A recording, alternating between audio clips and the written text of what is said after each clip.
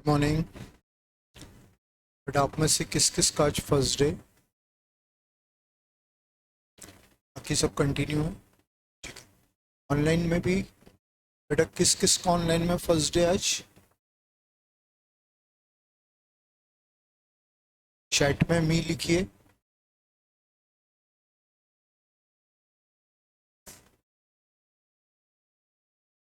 Okay, आप commerce student हैं बेटा? ठीक है, ठीक है। कल हमने मीनिंग ऑफ अकाउंटिंग पढ़ा था। ठीक है, अंडरस्टूड है आपको? अकाउंटिंग क्या होता है ये कल हमने पढ़ा। ब्रीफली मैं रिवाइज करता हूँ। अकाउंटिंग में, अकाउंटेंसी में 3 स्टेप में अकाउंटिंग होती है। सबसे पहले ट्रांजैक्शन को रिकॉर्ड किया जाता है। किस बुक में ट्रांजैक्शन रिकॉर्ड करते हैं? चल, फिर क्लासिफिकेशन होता है। क्लासिफिकेशन करने का मतलब सारे ट्रांजैक्शन को सेपरेट करके उनका बैलेंसिंग करना। कहाँ होता है ये? लेजर। ठीक है। फिर इस पूरी अकाउंटिंग की चेकिंग करना है, ये अकाउंटिंग करेक्ट है, रॉन्ग तो नहीं है। चेकिंग कहाँ होती है? Trial balance. 3 step: recording, classifying, summarising. Recording का जो प्रोसेस है वो जर्नल में होता है, क्लासिफिकेशन लेजर में होता है और समरी है ट्रायल बैलेंस। क्यों करते हैं इस अकाउंटिंग को? To find the final results of business. ठीक है, बिजनेस के रिजल्ट्स मालूम करने के लिए, बिजनेस ने कितना प्रॉफिट अर्न किया है, कितना लॉस सफर किया है, इसको मालूम करने के लिए अकाउंटिंग होती है। ठीक बेटा जी? चलो, अब अगले स्टेप पर हम आए कि अकाउंटिंग कैसे होती है। तो बेटा जी, अकाउंटिंग सिस्टम बेस्ड, सिस्टम के अकॉर्डिंग अकाउंटिंग होती है। और अकाउंटिंग के लिए अकाउंटेंसी में 2 सिस्टम है। पहला सिस्टम है सिंगल एंट्री सिस्टम।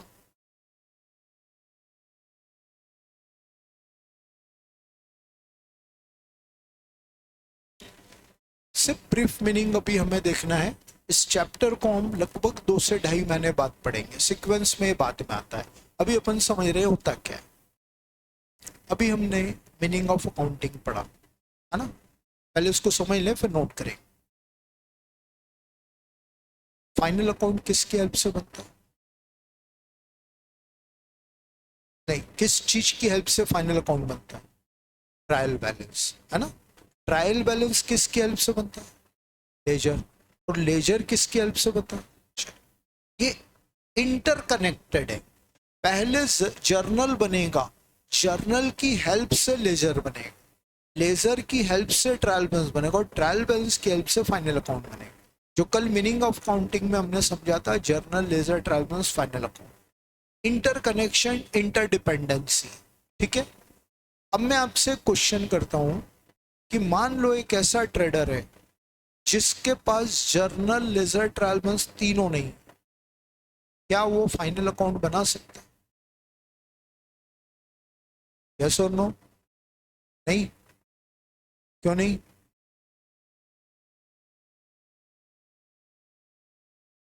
हर मंथ का?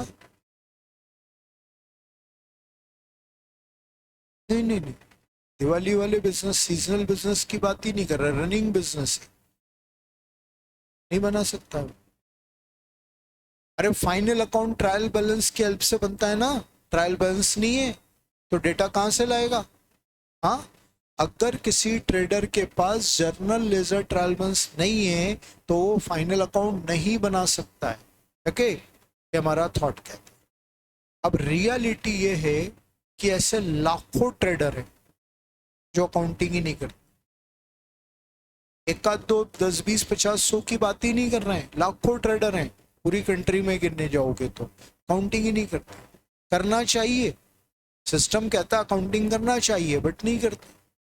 कई लोगों को अकाउंटिंग वेस्ट ऑफ टाइम लगता है, वेस्ट ऑफ मनी लगता है, अपने डेटा, अपने सीक्रेट बाहर हो जाएंगे ऐसा डाउट लगता है। ठीक है ना, अकाउंटिंग ही नहीं करते। जैसे इसको ऐसा समझें, गाड़ी चलाने के लिए लाइसेंस होना जरूरी है। आप अगर गाड़ी रोड पर चला रहे हो तो ड्राइविंग लाइसेंस होना जरूरी है। क्या आपको लगता है जितने लोग गाड़ी चला रहे हैं सबके पास लाइसेंस है? तो दूसरों की क्या बात करूं, मेरे पास ही ना, यहाँ 2-4 लोग होंगे ऐसे। तो बिना लाइसेंस के गाड़ी चल रही है, बढ़िया आराम से चल रही है। वैसे यहाँ है, सिस्टम कहता है अकाउंटिंग करना चाहिए, नहीं कर रहे हैं कई लोग। अब नहीं कर रहे हैं, जो अकाउंटिंग नहीं कर रहे हैं उनको भी रिजल्ट तो मालूम करना है। जैसे इसको एक और एग्जांपल से समझें, अभी आपने 12th की एग्जाम दी है ना, अब सीए स्टूडेंट हो तो आपके बारे में पूछने की जरूरत ही नहीं कि आपने पढ़ाई की कि नहीं। बड़ा सिस्टमेटिक वे में आपने पूरे साल पढ़ाई की, रिवीजन किया और एग्जाम दी, है ना। क्या लगता है आपको सारे जितने बोर्ड में स्टूडेंट बैठे होंगे सबने ऐसा किया होगा? हाँ, अपनी क्लास को ही याद करो, शायद होंगे 1-2 लोग ऐसे, हाँ, रेगुलर क्लास ही नहीं आते हैं, पढ़ते ही नहीं है, कोई टेंशन ही नहीं है, एग्जाम देने गए, पढ़ाई नहीं, एग्जाम देने गए, क्योंकि घर का प्रेशर मम्मी पापा का तो रहता है। अब आप एक सिस्टमेटिक वे में पढ़ाई करने वाले स्टूडेंट हो, आपने एग्जाम दी, और एक डफर स्टूडेंट है जिसने पूरे साल बुक खोलकर ही नहीं देखी, वो भी एग्जाम देने गया, जो भी लिखा होगा उसने अपने हिसाब से, ठीक है। बेटा जी रिजल्ट का वेट तो दोनों को, रिजल्ट का वेट आप दोनों करोगे, आप भी करोगे वो भी करेगा, ठीक है ना। ऐसे ही पूरे मार्केट में एक सिस्टमेटिक अकाउंटिंग करने वाले ट्रेडर हैं और एक ऐसे जो अकाउंटिंग ही नहीं करते, रिजल्ट दोनों को चाहिए। कोई भी पर्सन बिजनेस करे, रिजल्ट मालूम करना सबके लिए कंपलसरी, ठीक है। तो ये जो सिस्टमेटिक अकाउंटिंग करता है, ये जर्नल, लेजर, ट्रायल बैलेंस तीनों की हेल्प से बाद में फाइनल अकाउंट इजीली बना लेता है, राइट है। और हमने बोला कि जो अकाउंटिंग नहीं कर रहा है वो फाइनल अकाउंट नहीं बना सकता है, तो बेटा जी ये तो गलत बात हो गई। लाखों ट्रेडर ऐसे, ठीक है ना। तो आंसर है यस, जो व्यक्ति trade journal, ledger, trial balance तीनों नहीं बनाता है वो भी रिजल्ट मालूम करने के लिए फाइनल अकाउंट बना सकता है, राइट है। और इस टाइप के ट्रेडर को फाइनल अकाउंट बनाने के लिए अकाउंटेंसी ने सिस्टम दिया है, वो है सिंगल एंट्री सिस्टम। ऐसे ट्रेडर जो जर्नल, लेजर, ट्रायल बैलेंस तीनों नहीं बनाते हैं, वो ट्रेडर भी फाइनल अकाउंट बना सकता है, ओके। और वो बंदा यूज करता है सिंगल एंट्री सिस्टम। बेटा जी सिंगल एंट्री सिस्टम एक ऐसा सिस्टम है जिसमें इनकम्प्लीट रिकॉर्ड्स की हेल्प से फाइनल अकाउंट बनाया जाता है। फाइनल अकाउंट्स इनकम्प्लीट, अपूर्ण जानकारियों की सहायता से बनते। इनकम्प्लीट रिकॉर्ड क्या होता है? पहले तो बात करें कंप्लीट रिकॉर्ड। कंप्लीट रिकॉर्ड क्या होता है? Journal, ledger, systematic complete record है, ठीक है ना। इनकम्प्लीट रिकॉर्ड क्या? जो लोग जर्नल, लेजर नहीं बनाते हैं वो अपना हिसाब डायरियों में रखते हैं। बेटा जी कल एक वर्ड पढ़ा था ना, रिकॉर्डिंग, लिखना। यार लिखता तो सब व्यक्ति, चाहे proper double entry system journal के बेस पर लिखे या ऐसा अधूरा डायरी में लिखे, लिखकर तो सबको रखना पड़ता है। इतनी मेमोरी शार्प किसी की भी नहीं है जो बिजनेस का डेटा ओरली याद रखे। जो लोग सिस्टमेटिक अकाउंटिंग नहीं करते हैं वो अपना हिसाब डायरियों में रखते हैं। पॉकेट डायरी देखी, छोटी होती है, ऐसी 3, 4, 5 डायरियां रख ली। एक डायरी में वो डेली का सेल नोट कर लेते, हर दिन कितना माल बिका वो डायरी में नोट करता जाता, इतना कैश सेल्स हुआ, इतना क्रेडिट सेल हुआ वो लिख लेता। दूसरी डायरी में वो अपना परचेस लिख लेता है, डेली कितना माल उसने खरीदा, कितना कैश परचेस किया, कितना क्रेडिट परचेस किया। तीसरी डायरी में कहाँ से पैसा आता है वो लिख लेता है, रिसिप्ट, सोर्सेज ऑफ रिसिप्ट, कितना रिसिप्ट हुआ और कहाँ से रिसिप्ट हुआ। चौथी डायरी में लिख लेता पेमेंट, कहाँ कितना कितना पेमेंट हुआ, ठीक है ना। ऐसे डायरियों में जो हिसाब रखा है इसको कहते हैं इनकम्प्लीट रिकॉर्ड्स, ओके। अब ये जो डायरियों वाला हिसाब है वो इस सिस्टम में पुट कर दिया जाता है, राइट, सिंगल एंट्री सिस्टम में। और ये सिंगल एंट्री सिस्टम आपको फाइनल अकाउंट बनाकर दे देता है। बहुत सारी क्यूरियोसिटीज आती हैं, जिज्ञासाएं आती हैं, इसे कैसे होता होगा। बड़ा इंटरेस्टिंग टॉपिक। परसों जब पूरी स्ट्रैटेजी बताई थी तब बोला था ना, डरना, डराने के लिए नहीं बोल रहा हूँ, है ना। इसका इंटरेस्टिंग पार्ट समझना, अकाउंटिंग पढ़ने में कितना मजा आएगा, ये चीज आप धीरे धीरे सामने है। ये सिंगल एंट्री सिस्टम जो अभी तक इंटर में हुआ करता था, ये पहली बार फाउंडेशन में है, ठीक है ना। बड़ी अलग टाइप का अकाउंटिंग सिखाता है। इस चैप्टर को पढ़ने के बाद स्टूडेंट एक अलग अकाउंटिंग नॉलेज जोन में चला जाता है, बिल्कुल अलग जोन में चला जाए। एक तपती दोपहर में कोई आपको धूप में बिठाकर पढ़ाए, पढ़ रहे हो आप, मजबूरी है आपकी, और एक बढ़िया शानदार वेल डेकोरेट इंटीरियर किया हुआ ऐसी क्लासरूम में कोई बिठाए, तो धूप से उठकर जब एसी में आओगे तो कितना मजा है ना। ऐसी माइंड का लेवल होता है। आप एक अकाउंटिंग पढ़ते हो, लेकिन सिंगल एंट्री पढ़ने के बाद आपकी सोच का तरीका ही बदल जाता है, इतना चलता है। एक इनकम्प्लीट रिकॉर्ड, जो अधूरी जानकारियां हैं, उनको डबल एंट्री सिस्टम में कन्वर्ट करके और फाइनल अकाउंट बन जाते हैं, और बिल्कुल वैसे ही फाइनल अकाउंट बनते हैं जैसे ट्रायल बैलेंस की हेल्प से बनते हैं, ठीक है। तो ये सिस्टम इतना इंटरेस्टिंग है लेकिन अभी इसके रिगार्डिंग कोई ज्यादा क्वेश्चन माइंड में नहीं लाना, क्योंकि अभी हमें इसकी कोई बात नहीं करना, हम 2.5 महीने बाद डिटेल में बात करें, ठीक है। सिंगल एंट्री सिस्टम, तो इसका मीनिंग नोट कर लीजिए आप।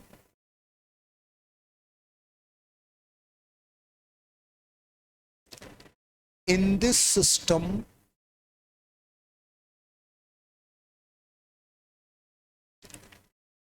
in this system,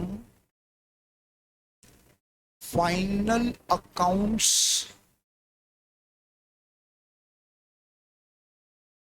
are to be prepared.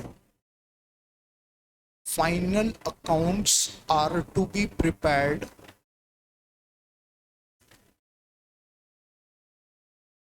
with the help of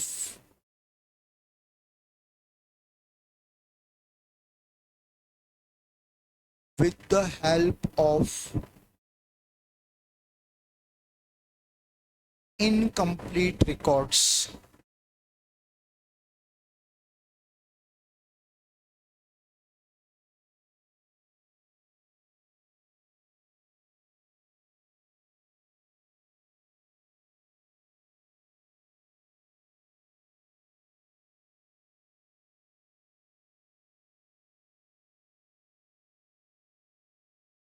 ठीक है।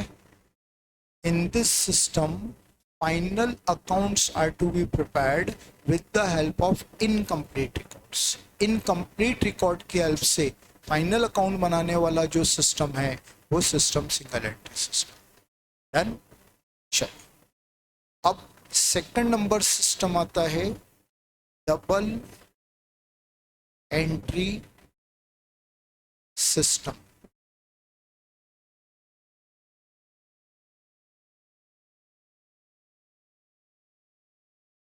इसकी डेफिनेशन पहले नोट करिए।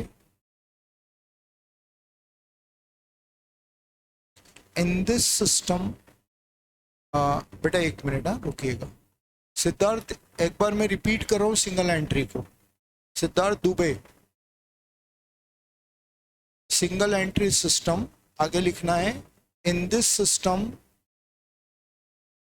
Final accounts are to be prepared, final accounts are to be prepared with the help of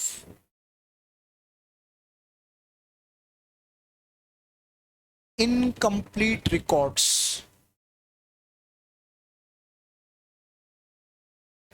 With the help of incomplete records.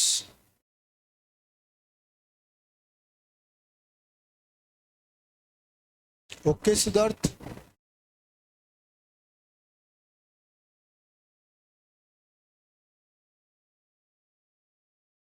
ठीक, double entry system को note करिएगा।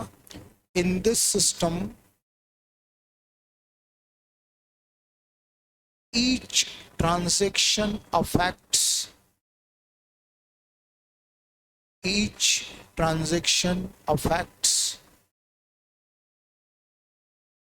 two sides of two accounts. Two sides of two accounts in which one account is to be debited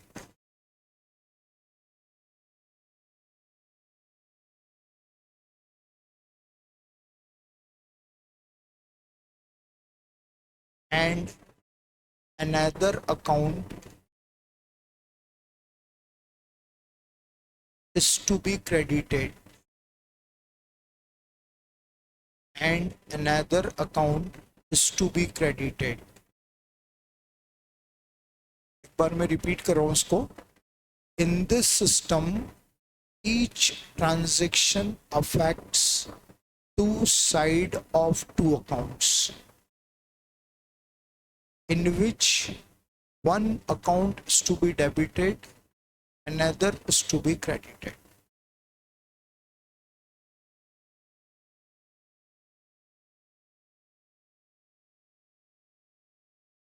non commerce student कौन कौन है और कोई अब भी हो बेटे? यहां से अपना रियल नॉलेज स्टार्ट हो. एक एक चीज ध्यान से समझ. नहीं समझ में आए फ्रेंकली अपना डाउट रेस्ट कर. छोटा सा बैच है, 12-14 बच्चे, 100-125 स्टूडेंट पर कन्वर्ट हो जाए, है ना. शर्म नहीं करना पूछना कहीं, बिल्कुल हेजिटेट नहीं. अपनी लाइफ ना एक वो थोड़ा सा एक फैक्टर होता है माइंड में. अरे यार मैं क्वेश्चन पूछूंगा मेरी इंसल्ट हो जाएगी, कोई लोग क्या सोचेंगे, यार यार उसको. ये नहीं, अपना लाइफ ये 100-125 लोगों की नहीं है, उन हजारों लोगों की जिनको अपने को फ्यूचर में फेस करना है. ठीक है ना. तो इसलिए बिंदास करके समझेंगे और नहीं समझ में आए तो पूछ लें. यही सिस्टम अकाउंटेंसी में, पूरी अकाउंटेंसी में चलता है. ठीक है ना. बहुत सिस्टमेटिक वे में पढ़िएगा. दो वर्ड पहले समझे तो फिर डेफिनेशन प्रॉपर समझ में. In this system each transaction affects two side of two accounts. Transaction word को हमने कल भी पढ़ा था. फिर देखें, एक ट्रेडर अपने बिजनेस में जो डे टू डे एक्टिविटी करता है वो सब ट्रांजैक्शन. क्या करता है? क्या डे टू डे एक्टिविटी में क्या करता है? माल खरीदता है, फिर बेचता है. ठीक है. पैसा रिसीव होता है अलग अलग लोगों से, कैश पेड होता है, एक्सपेंस पे करता है, इनकम रिसीव करता है. चारों टाइप के ट्रांजैक्शन. ठीक है ना. वो ट्रांजैक्शन सारी ट्रेड एक्टिविटी बिजनेस ट्रांजैक्शन. हर एक ट्रांजैक्शन दो अकाउंट्स को दो साइड पर इफेक्ट करता है. दो मोस्ट इंपॉर्टेंट वर्ड, फॉर्मेलिटी नहीं, बहुत अच्छे से समझना है. ठीक है ना. फिर डबल एंट्री सिस्टम ऑटोमेटिक समझ में आ जाता है. Two side of two accounts. First word is side. ठीक है ना. डेफिनेशन का फर्स्ट सेंटेंस क्या बोल रहा है? Each transaction affects two side of two accounts. तो पहला वर्ड है साइड. दो साइड होते हैं अकाउंट्स. कौन से दो साइड होते हैं? Debit credit. ठीक है ना. डेबिट क्रेडिट ये दो साइड्स होते हैं. क्या मीनिंग होता है भैया इनका?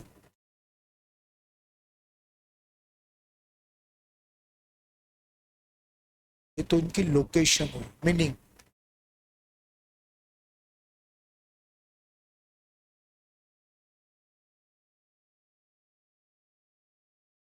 सिर्फ पैसे की बात करें,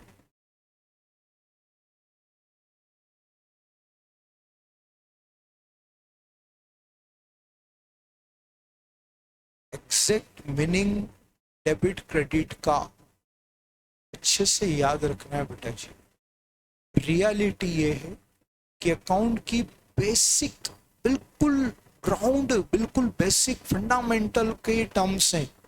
और अगर 100 स्टूडेंट को पूछेंगे तो 95 को नहीं माने. ये हमारे अकाउंट्स का हार्ड लक है. फंडामेंटल्स हमारे वीक है. डोंट माइंड, आपकी बात ही नहीं कर रहा हूँ मैं, हर कॉमर्स स्टूडेंट की बात कर रहा हूँ जिनको मैं बहुत डीपली पढ़ा रहा हूँ. इन्हीं फंडामेंटल्स को स्ट्रॉन्ग कर लो, ये सब चीजें अपने आप क्लियर हो जाती. ये हार्ड लक है हमारा कि अकाउंटेंसी में लर्निंग प्रोसेस डेवलप हो गई. रटने वाली हैबिट डेवलप हो गई, ठीक है ना। हर स्टूडेंट जर्नल एंट्री को याद कर लेता है, ये नहीं याद नहीं होती, याद करने वाला सब्जेक्ट नहीं है, ये कॉन्सेप्ट बिल्डअप होते हैं यहाँ, समझने वाली चीजें, आपको एंट्री अपने आप बनाना आ जाता है, ठीक है ना। बेसिक टर्मोलॉजी, ये अकाउंट के वो दो पिलर्स हैं जिन पर पूरी अकाउंटेंसी टिकी हुई है। जब तक लाइफ में अकाउंटेंसी पढ़ोगे, यूज करोगे, डेबिट क्रेडिट को ही यूज करो, ठीक है ना। तो डेबिट क्रेडिट वर्ड का मीनिंग क्या है, इन दोनों वर्ड के मीनिंग को समझने से पहले एक थॉट और समझे तो ये मीनिंग इजीली समझ में आ जाएगी। बिजनेस दो एक्टिविटीज पर बेस्ड होता है, बिजनेस में सिर्फ दो एक्टिविटीज होती है, दो एक्शन होती है, मैं यूं और एग्जैक्ट वर्ड यूज करूं, सिर्फ दो एक्शन होते हैं। मैंने ट्रांजैक्शन नहीं बोला, ट्रांजैक्शन हजार होते, एक्शन बोला। कौन से दो एक्शन होते, सिर्फ पैसा नहीं, कुछ भी नहीं, गिव एंड टेक, आना और जाना, लेन देन, में वर्ड आता है ना, बिजनेस में लेन देन होते हैं, English word give and take. बेटा जी बिजनेस में गिव एंड टेक के अलावा कुछ होता ही नहीं है बेटा, बिजनेस में गिव एंड टेक के अलावा कुछ होता ही नहीं है, समझो उस बात को। एक ट्रेडर है, बिजनेस चला रहा है, उसने माल खरीदा, परचेस किया, बदले में पैसा देना पड़ेगा ना, कैश, उसने गुड्स परचेस किया तो गुड्स टेकन और कैश दिया, cash given, give and take. उसने अपने किसी कस्टमर को गुड्स सोल्ड किए, माल बेचा, गुड्स गिवन, माल गए, बदले में पैसा आया ना, कैश टेकन। ठीक है, लेन देन चल रहा है। बात हमारे घर में अप्लाई नहीं होती, इसीलिए कल मैंने क्या, परसों मैंने क्या बोला था या कल बोला था, अकाउंटिंग घर में नहीं होती है, अकाउंटिंग से बिजनेस में होती है, और बिजनेस की थॉट है। अपने मम्मी पापा अपने को प्यार करते हैं, मम्मी पापा केयर करते हैं, हर चीज के लिए पैसा दे रहे हैं, बदले में उनको कुछ थोड़ी मिल रहा है यार, क्योंकि वहां व्यापार नहीं होता है, वो इमोशंस वाली जगह है, और अकाउंट्स में इमोशन की कोई बात ही नहीं होती, अकाउंट बिजनेस की बात करता है, ठीक है। तो गिव एंड टेक, अब इसी से ये डेबिट क्रेडिट बने। अच्छा, इंग्लिश लैंग्वेज यूज करें, हम टेकिंग को रिसीविंग बोल सकते हैं, टेकिंग मीन्स मिलना, रिसीविंग मतलब मिलना, बस ये रिसीविंग एस्पेक्ट है डेबिट, ठीक है ना। डेबिट मीन्स मिलना, और जो गिविंग एस्पेक्ट है वो है क्रेडिट। इसको ढंग से ऐसे लिखो, debit follow the, debit follow the aspect of receiving, debit follow the aspect of receiving.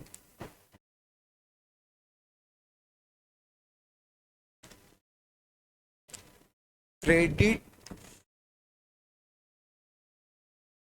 follow the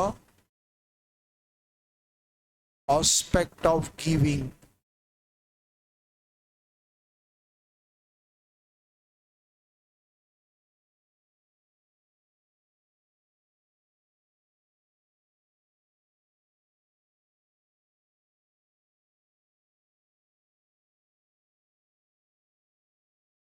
पूरा प्रॉपर एग्जैक्ट मीनिंग आ गया ना। अगर सिंपली बात करें, debit means receiving, credit means giving, ठीक है ना। आपके बिजनेस में जब भी कुछ रिसीव होगा, कुछ मिलेगा, उस समय आप डेबिट वर्ड यूज करें। आपके बिजनेस से जब भी कुछ जाएगा, आप कुछ देंगे, उस समय आप क्रेडिट वर्ड यूज करेंगे। Debit follow the aspects of receiving, credit follow the aspects of giving, है ना।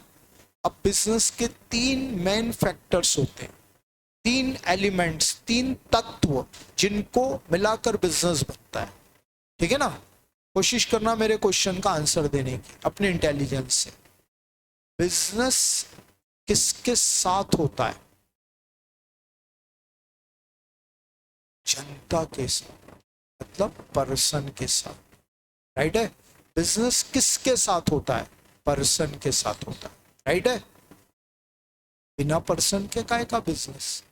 दुकान खोलकर बैठ गए, कोई सामान खरीदने ही नहीं आ रहा, है ना, कोई बेचने ही नहीं आ रहा है, अकेले बैठे हो तो दुकान तो कोई मतलब की नहीं रही। अरे ये क्लासरूम है, इस क्लासरूम का होने का कारण आप और मैं दोनों हैं। अभी मैं यहाँ पढ़ाने आकर बैठ जाता, कोई भी नहीं होता, आप टेबलें खाली पड़ी है, पूरा रूम खाली पड़ा है, इधर ऑनलाइन में भी कोई प्रेजेंस नहीं है, मैं कहा टेबलों को थोड़ी पढ़ाता। आप स्टूडेंट हो तो पढ़ाई हो रही, ठीक है ना। नाटा एकेडमी कोई भी इंस्टीट्यूशन हो, स्टूडेंट है तो इंस्टीट्यूशन, अगर स्टूडेंट नहीं है तो इंस्टीट्यूशन नहीं। ऐसे बिजनेस, अगर कस्टमर नहीं है तो काय का बिजनेस, तो बिजनेस पर्सन के साथ होता है, ठीक है। बिजनेस काय का होता है, पहला क्वेश्चन मैंने पूछा बिजनेस किसके साथ होता है, आपने कहा पर्सन के साथ होता है। अब मैंने पूछा बिजनेस काय का होता है, कमोडिटी का, गुड्स का। अगेन कमोडिटी गुड्स के बिना कोई बिजनेस नहीं होता।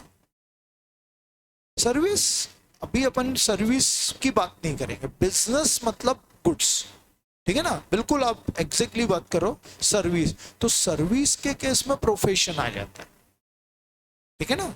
अब ये जैसे जीएसटी, फुल फॉर्म क्या है जीएसटी का, गुड्स एंड सर्विस, ठीक है ना। तो सर्विस भी आती है, लेकिन अपन अकाउंटेंसी पढ़ते हैं तो उसमें मेनली कमोडिटी की बात करते हैं, ठीक है।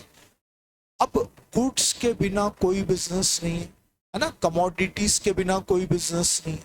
दूसरा factor commodity, non living things, पहला लिविंग पर्सन, दूसरा नॉन लिविंग थिंग्स, और तीसरा होता है सर्विस, एक्सपेंस और इनकम। बिना एक्सपेंस इनकम के भी बिजनेस नहीं होता, ठीक है ना। आप हैं, मैं हूं तो क्लास है, आप हो मैं हूं क्लास से, ऐसा अपन ने बोला। चलो आप हो मैं हूं और ये बिल्डिंग ही नहीं है, ये फैन ये माइक वाइक कुछ भी नहीं है, तो मैं आपको रोड पर खड़े होकर तो नहीं पढ़ा सकता था, है ना। आपके और मेरे होने के साथ क्लास बनने के लिए ये सारा का सारा एनवायरनमेंट होना जरूरी था, बिना इसके क्लास नहीं है। ये सब सर्विस, ठीक है ना, इन फर्नीचर की सर्विस मिल रही है, बिल्डिंग की सर्विस मिल रही है, इलेक्ट्रिसिटी की सर्विस मिल रही है, ये सारे इलेक्ट्रॉनिक इक्विपमेंट की सर्विस मिल रही है, और सर्विस के बदले हमें पैसा देना पड़ता है, तो वो एक्सपेंस हो गए, राइट है। आप फीस दे रहे हो, आपका एक्सपेंस है। नाटा एकेडमी को फी मिल रही है, वो नाटा एकेडमी की इनकम है। बिना एक्सपेंस इनकम के भी बिजनेस नहीं होता है। तीन elements, person, commodity and service, इन तीनों को, इन तीनों में जब रिसीविंग कुछ होगा तो वो डेबिट होगा, और इन तीनों में जब गिविंग होगा तो क्रेडिट होगा। बेटा जी पूरी की पूरी अकाउंटेंसी सिर्फ इन दो वर्ड के मीनिंग पर टिकी हुई है, ठीक है। Debit means receiving, credit means giving. 15 minute बाद 3 बेसिक प्रिंसिपल पढ़ेंगे अकाउंटिंग के रूल, वो इसी वर्ड के मीनिंग पर बेस्ड। तो 3 रूल जो debit the receiver, credit the giver है ना, रट्टे लगाने पड़ते हैं अपने को 11th ना, वो मीनिंग इसी पर टिका हुआ है। हाँ बेटा क्या डाउट है, नहीं सब क्लियर। तो ये सिर्फ मैंने साइड का मीनिंग बताया, हमेशा याद रखिए। Debit means something received, receiving, credit means something given, giving, ठीक। अब अपन दूसरे वर्ड पर आते हैं, two side of two accounts. Second word is accounts.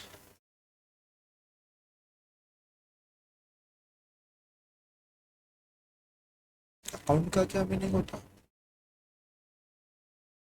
खाते का मतलब,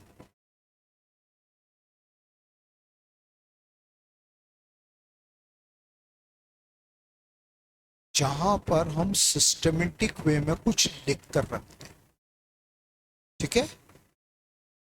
जहां पर हम अपना डेटा सिस्टमेटिक वे में लिख कर रखेंगे उसको हम कहते हैं अकाउंट। अकाउंट मीन्स रिकॉर्ड, ठीक है ना। रिकॉर्ड का क्या मतलब, record means something written in proper manner, proper way में कुछ लिखा हुआ मटेरियल, ठीक है ना। अब आपने अभी जैसे मैंने जो लास्ट थॉट बोला, आपने बिजनेस किसके साथ किया, पर्सन के साथ, ठीक है ना। तो पर्सन के साथ क्या लेन देन किया, हर अलग अलग पर्सन का एक अकाउंट बना, ठीक है ना। कमोडिटी का लेन देन किया, तो किस किस कमोडिटी का क्या ट्रांजैक्शन किया, वो कमोडिटी के अकाउंट बनेंगे। आपने सर्विस ली और दी, हर सर्विस का एक एक्सपेंस इनकम होता है, वो सारे इनकम और एक्सपेंस का आप रिकॉर्ड रखेंगे। ठीक है, यही सब अकाउंट होता है। ठीक है, अकाउंट मतलब किसी पर्टिकुलर जगह पर आप अपने सारे डेटा सिस्टमेटिक वे में लिख कर रखते हैं। ठीक है, अब बताओ अकाउंट कितने टाइप के होते हैं।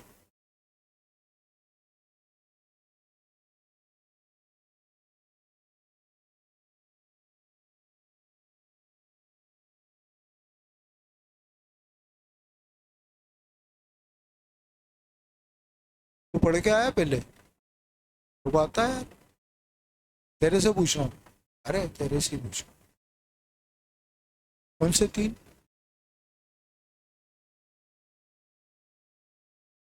बिल्कुल सही आंसर।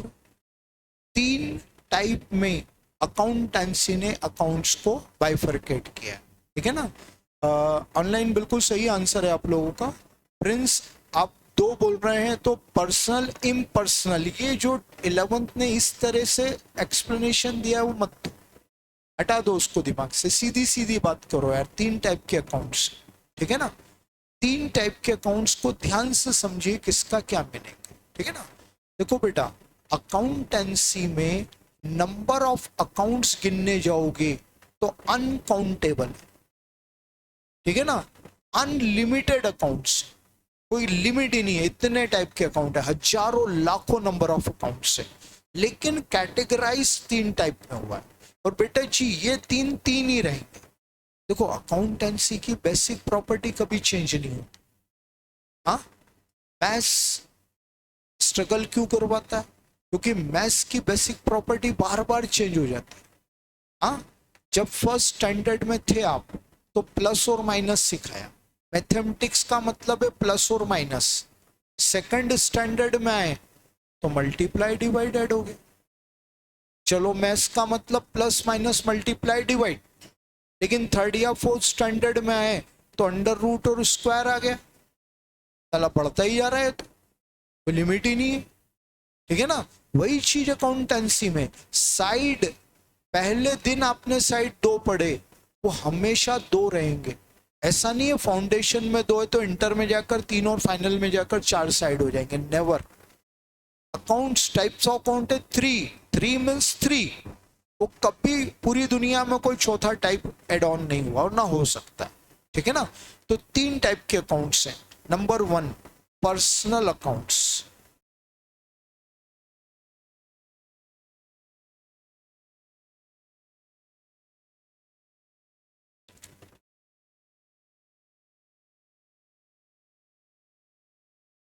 किसे कहते हैं पर्सनल अकाउंट? जो पर्सन से रिलेटेड। पर्सन में कौन आएगा? हाँ, पार्टनर्स, बिजनेस फॉर्म कौन कौन? राम श्याम, सलीम डेविड। और पर्सन का क्राइटेरिया अकाउंटेंसी में बहुत बड़ा है। ठीक है ना, सेलर, परचेसर, डेटर, क्रेडिटर, बिल्कुल सही है बेटा। हाँ, रिप्रेजेंटेटिव आर्टिफिशियल पर्सनल, बेटा थोड़ा सा बस इसी पर हम आएंगे। ठीक है ना, बहुत बड़ा क्राइटेरिया है कौन कौन पर्सन में इन्वॉल्व होता है। मीनिंग तो इतना ही होता है, accounts those are related from person, ये फॉर्मल मीनिंग हो गया, एक औपचारिकता हो गई। पर्सन में कौन आ रहा है ना, एक एक समस्या ना। सबसे पहले होता है इंडिविजुअल पर्सन, पहला पर्सन है इंडिविजुअल पर्सन। कौन? आप,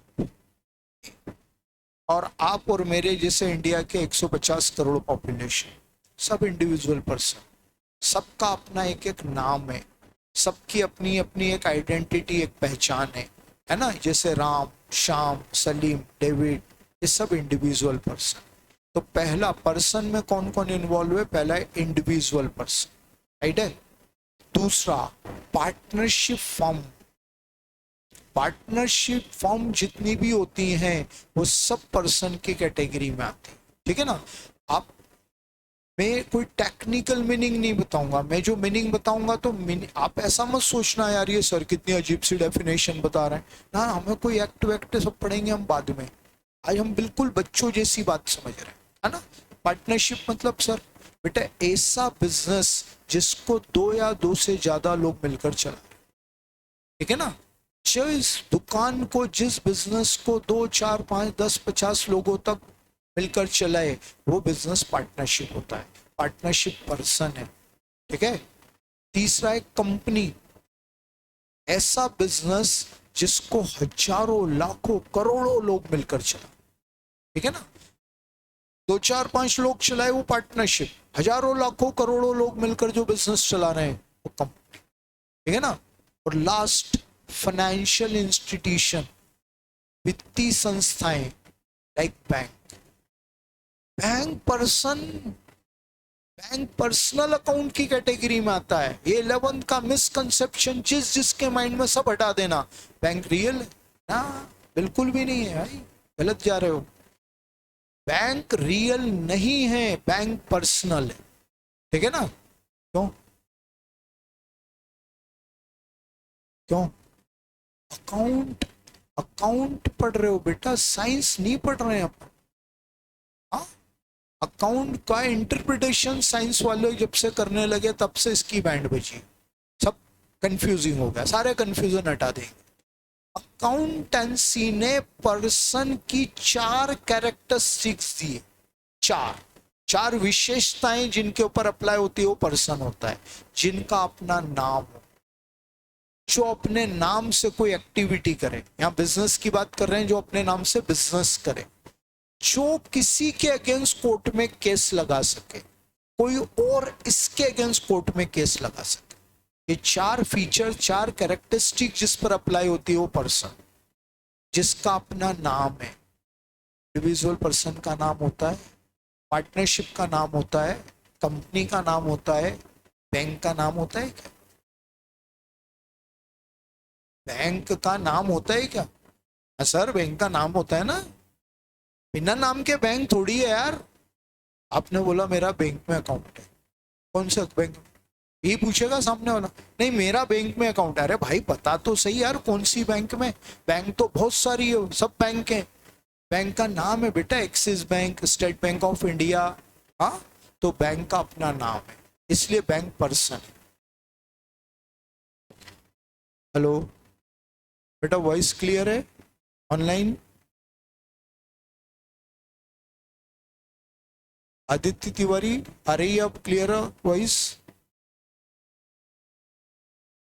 बेटा ऑनलाइन स्टूडेंट्स एक एडवाइस ध्यान रखिए, आपका शायद पहले का एक्सपीरियंस होगा ही, अगर बहुत ज़्यादा वॉइस इशू आए और दूसरे कंप्लेंट नहीं करें, मतलब वो आपका नेटवर्क इशू है, तो आप मीटिंग को लीव करके रीज्वाइन कर लें, तो आप बेट नेटवर्क से बाहर हो जाएंगे, ठीक है ना बेटा। चलो हाँ बेटा, जिलमिल आपका क्वेश्चन का यही आंसर चल रहा है। कोई इंस्टीट्यूशन पर्सनल अकाउंट में होता है, बिल्कुल होता है, ये इंस्टीट्यूशन है। कौन है? बैंक, कंपनी, लेकिन पर्सन है क्योंकि इनके नाम होते हैं, ठीक है ना। बैंक का नाम है, बैंक अपने नाम से मनी बिजनेस कर रहा है, बैंक के अगेंस्ट कोर्ट में केस लग सकता है और बैंक किसी के अगेंस्ट कोर्ट में केस लगा सकता है, पर्सन है, ठीक है ना। तो हाँ, बस ये भी बोल सकते हो ना आप, जिसका अपना लीगल एग्जिस्टेंस है वो पर्सन, राइट है। तो ये पर्सन के मीनिंग में आता है, ठीक है बेटा। अच्छा, अब इसको ऐसे 2 पार्ट में कैटेगराइज करिए। क्या? जो इंडिविजुअल पर्सन है वो नेचुरल पर्सन। फिर से एक बार, individual person, partnership firm, company and bank, ये सब पर्सन में मैंने इन्वॉल्व किए। इंडिविजुअल पर्सन कौन है? नेचुरल पर्सन, जिसको नेचर ने बनाया, आप और मैं, राम श्याम सलीम माधव सब।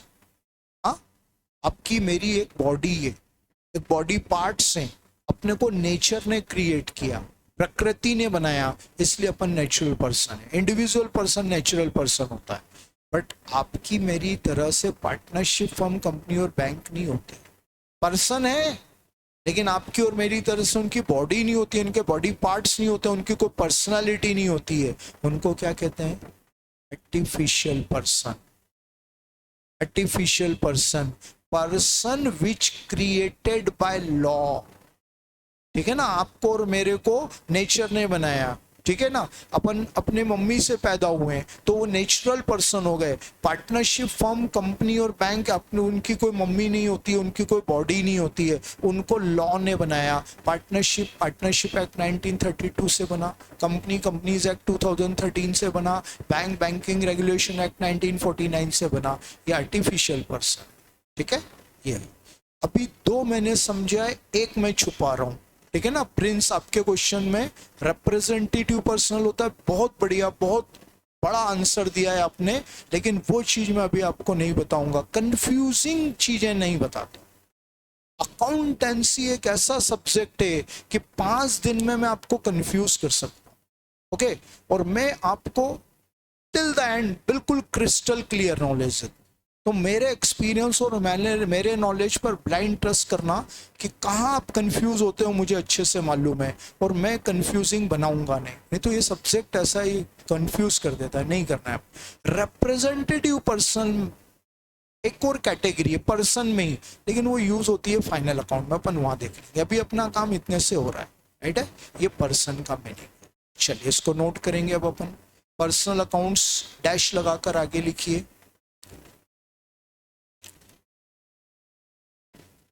Group,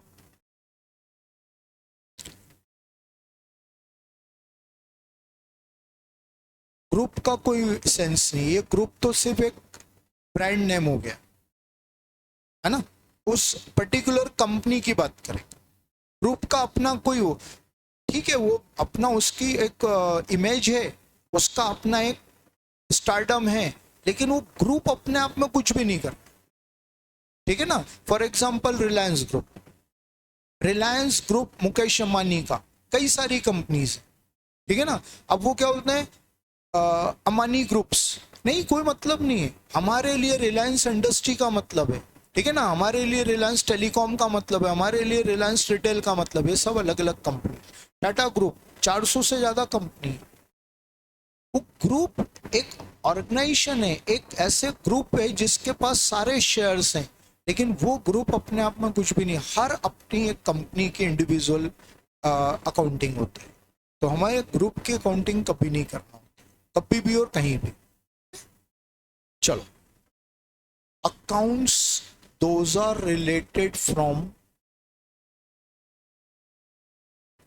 accounts those are related from individual person,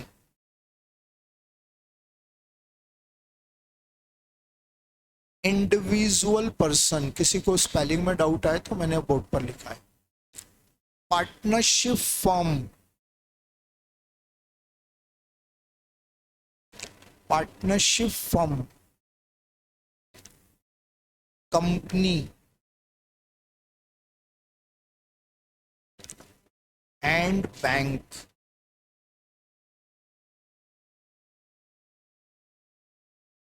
are personal accounts, are personal accounts.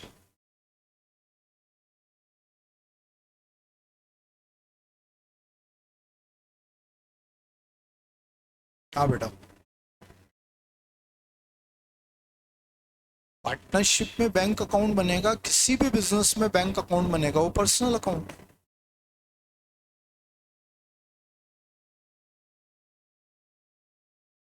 Cash deposited into bank, bank में पैसा जमा करवाया, क्या एंट्री करेगा?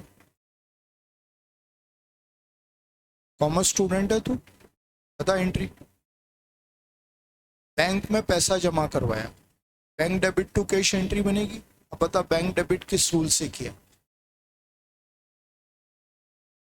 बैंक में पैसा जमा कराया तो बैंक रिसीवर हो गया ना, और रूल है डेबिट द रिसीवर, इसलिए बैंक को डेबिट।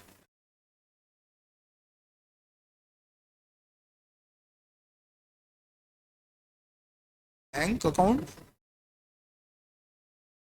डीआर क्यों हुआ, मैं यही तो पूछ रहा हूँ। हाँ,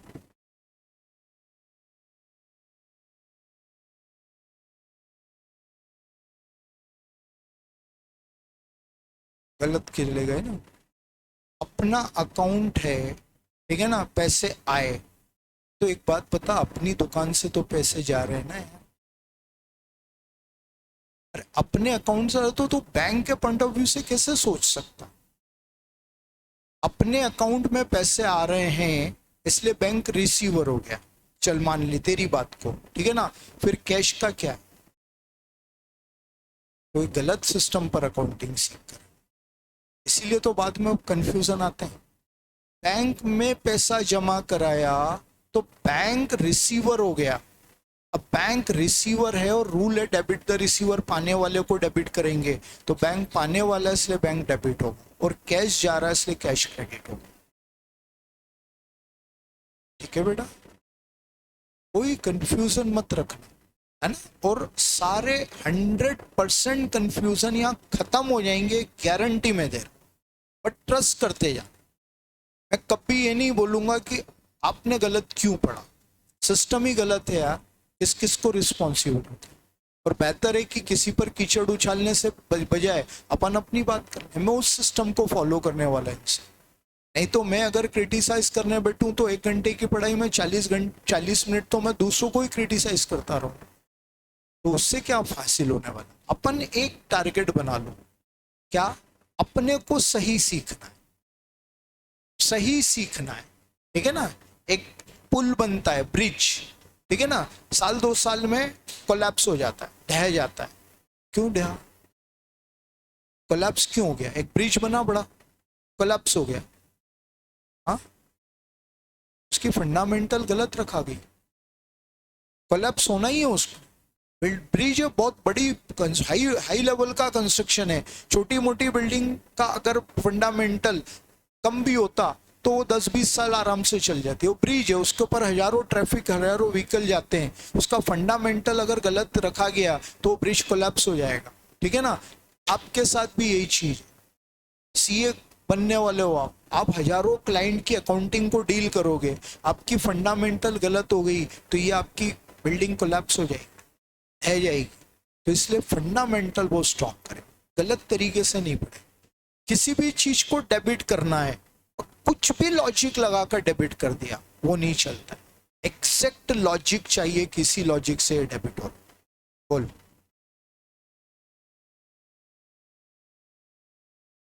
जॉइंट अकाउंट जैसे देखो, हर चीज हर जगह अप्लाई नहीं होती है, बिजनेस में कैसी चीज पॉसिबल है।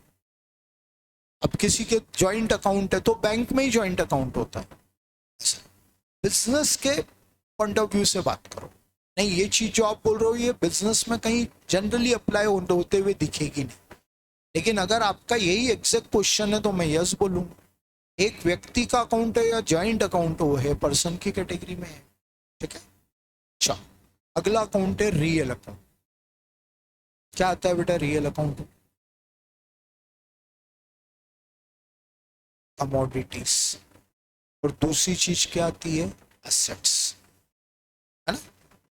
दोनों को, दोनों का डिफरेंस, दोनों को डिफरेंशिएट करो। कमोडिटी, वस्तु, गुड्स, वो सामान जिसको आप खरीदते और बेचते हो, रीसेल पर्पस से जो आपने खरीदा वो सब आपकी कमोडिटी और गुड्स होती। ठीक है ना, और यूज करने के पर्पस से जो चीज आपने खरीदी है वो आपके एसेट्स होते। सही, यस और no? Reuse purpose, sorry, resale purpose से जो खरीदा है वो कमोडिटी गुड्स, और यूज करने के पर्पस से जो खरीदा है वो आपकी एसेट्स। बताओ ये टेबल क्या है? कुछ भी हो सकती है ना। मैंने बोला ये टेबल क्या है? अभी टेबल अगर नाटा एकेडमी में रखी है, आपका पॉइंट ऑफ व्यू शायद यही था, तो नाटा एकेडमी में रखी है इसलिए सेट से बिल्कुल सही आंसर है आपका। लेकिन यही टेबल एक फर्नीचर की दुकान में रखी है, गुड्स हो गया, गुड्स हो गया। कार क्या है सर? कार कहाँ है? कार शोरूम में, गुड्स है, और वो कार हमारे घर में, एसेट्स। किसी वस्तु के ऊपर टैग नहीं लगा हुआ है कि वो वस्तु है या वो एसेट्स है, वो डिपेंड करेगा आपके ऊपर, ठीक है। रीसेल पर्पस से जो परचेस की कमोडिटी और यूज करने के पर्पस से जो परचेस की एसेट्स, दोनों कमोडिटी और एसेट्स रियल अकाउंट में आते हैं, राइट है। तो जो अकाउंट कमोडिटी और एसेट्स से रिलेटेड है उन्हें हम बोलते हैं रियल। डन बेटा, नोट करो उसको। Accounts Vaishali commodity means resale purpose से जो परचेस किया। Accounts those are related from goods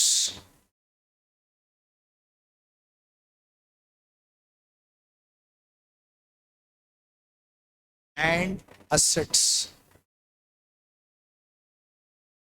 goods commodity कुछ भी लिख सकते हो, है ना, आर रियल अकाउंट्स।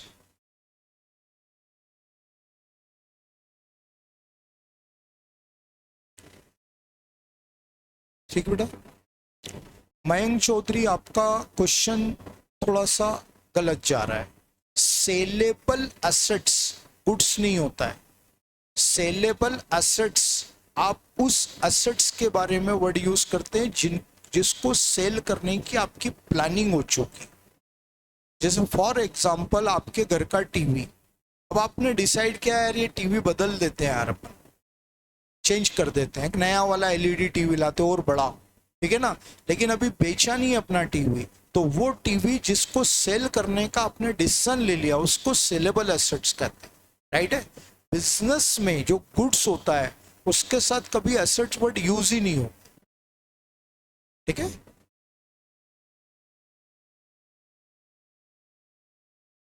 तो क्या पढ़ा अभी हमने, accounts those are related from goods and assets are real accounts. बेटा जी गुड्स तो अपने आप में गुड्स से ही, स्टॉक जिसको बोलेंगे गुड्स बोलेंगे। Assets building, machine, furniture, car. आप सब चीजों के साथ देखो कोई वस्तु है, ठीक है ना, कोई कमोडिटी है, वो चाहे आप रीसेल पर्पस से खरीदें या यूज करने के पर्पस से, तो वो रियल अकाउंट है। अब बैंक, लोगों ने बैंक को रियल अकाउंट क्यों बोला है 11th में, क्योंकि वो एसेट्स को बैंक एसेट्स को बिलोंग करते हैं। बेटा जी एसेट्स में आपको मालूम है दो तरह की एसेट्स होती है, फिक्स्ड और करंट, है ना। आप यहां पर अच्छा, और दो टाइप और होते हैं, टेंजिबल, इनटेंजिबल, राइट है। तो ये जो एसेट वर्ड यहाँ पर यूज हो रहा है वो एसेट जो किसी वस्तु के फॉर्म में होती है, ठीक है ना। सारी एसेट रियल अकाउंट है ऐसा कहीं नहीं बोला गया। ध्यान से एसेट साइड याद करो, अगर आपको 11th का फाइनल अकाउंट याद है, इवन 12th में पार्टनरशिप में भी बैलेंस शीट तो बनती है। Building, machine, furniture, debtor, stock, cash, bank, mainly assets में आता है। बेटा जी डेटर क्या है, पर्सनल है। जो बैलेंस शीट एसेट्स में डेटर आते हैं वो डेटर क्या है, पर्सनल है। बैंक क्या है, पर्सनल है। ये वो लोग हैं जिनसे आपको माल का पैसा लेना है, बैंक जिसमें आपका पैसा जमा है। तो बेटा जी एक बात हमेशा ध्यान रखना कि एसेट्स पर्सनल और रियल दोनों होती हैं, राइट है। यहाँ एसेट्स का मीनिंग जो कमोडिटी के फॉर्म में है, like building, machine, furniture, car. समझ में आई बात।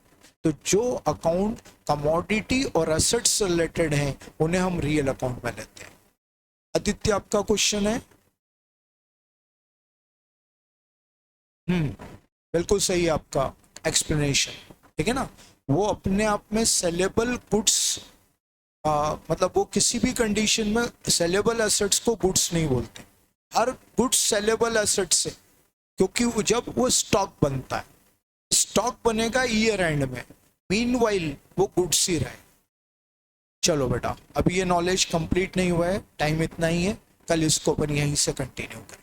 ओके बेटा, अब सब एडजस्टमेंट सबको समझ में आ रहा है बेटा, कोई स्पीड फास्ट स्लो ऐसा कोई प्रॉब्लम नहीं, ठीक। चलो क्या पूछता है,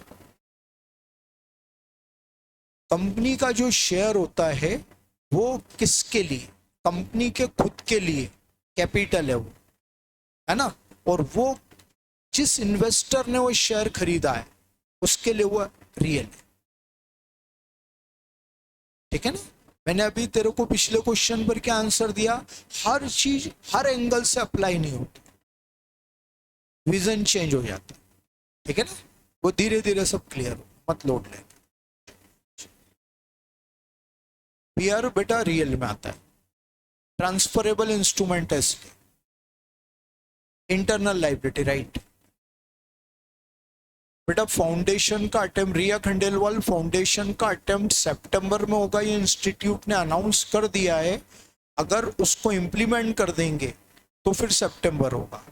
इंस्टीट्यूट की अनाउंसमेंट के बाद नोटिफिकेशन आता है, अनाउंसमेंट को इम्प्लीमेंट कर दिया जाता है, तब से ही वो पक्का माना जाता है। अभी हम नहीं बोल रहे हैं क्योंकि इंस्टीट्यूट ने अनाउंसमेंट की है, उसको अप्लाई किया है, ऐसा नहीं।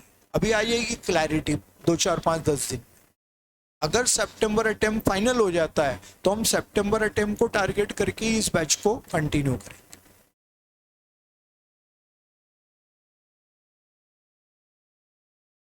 बेटा हिंदी मीडियम से हो तो बेटा मैं आपको पहले दिन बोल चुका हूं कि अकाउंटेंसी का पेपर सिर्फ इंग्लिश में आता है और जितने न्यूमेरिकल क्वेश्चन है वो इंग्लिश में लिखने पड़ते हैं, इसलिए आप पैनिक मत होइए, धीरे धीरे आपको सब कम समझ में आ जाएगा। बेटा बुक्स कैसे ऑर्डर करें, जो स्टैटिस्टिक्स पढ़ाने आते हैं ना खत्री सर, आप उनसे ये क्वेश्चन कर लीजिएगा, वो आपको आंसर देते हैं।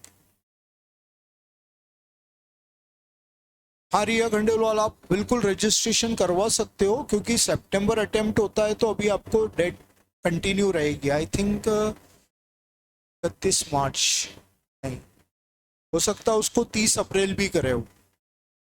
सितंबर अटेम्प्ट के लिए आप अभी रजिस्ट्रेशन करवा लो, अभी तो बिल्कुल ओपन है, कोई इशू नहीं।